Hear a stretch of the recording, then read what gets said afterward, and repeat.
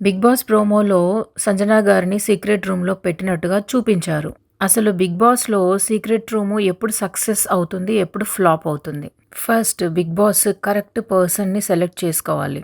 Second housemates అందరూ నమ్మే విధంగా ఆ ఎలిమినేషన్ ఉండాలి. థర్డ్ పాయింట్ వాళ్ళు వెళ్ళిన తర్వాత నిజంగానే హౌస్‌మేట్స్ అందరూ వాళ్ళ గురించి తప్పుగా మాట్లాడుకోవాలి.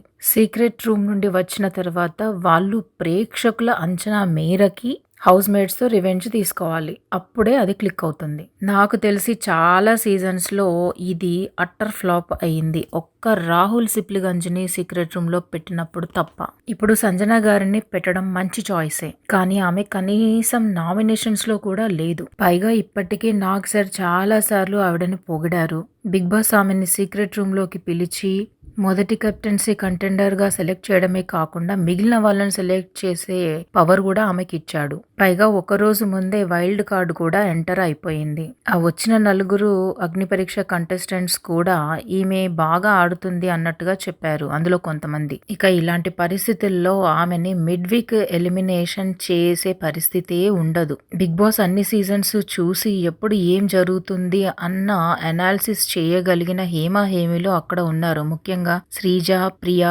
ఇమాన్యుయల్, దివ్య నిఖిత లాంటి వాళ్ళు. మరి ఇలాంటి దేశముద్రలు ఉన్న హౌస్ లో ఈమెని సీక్రెట్ రూమ్ లో పెట్టారు అని బిగ్ బాస్ చెప్తే ఎవరైనా నమ్ముతారా? ఫ్లోరా, సుమన్ శెట్టి, రాము లాంటి వాళ్ళు నమ్ముతారేమో కానీ మిగిలిన వాళ్ళు నమ్మటం కష్టమే. ఇమాన్యుయల్ దొరికిపోతాడని చాలా మంది ఎక్స్పెక్ట్ చేస్తున్నాడు. కానీ అతడు ఏమీ దొరకడు. చాలా బాగా నటిస్తాడు. నాకైతే చాలా సీజన్స్ లో లాగానే ఈ సీజన్ లో కూడా ఈ కాన్సెప్ట్ అట్టర్ ఫ్లాప్ అవుతుంది అనిపిస్తుంది. మీరేమంటారు?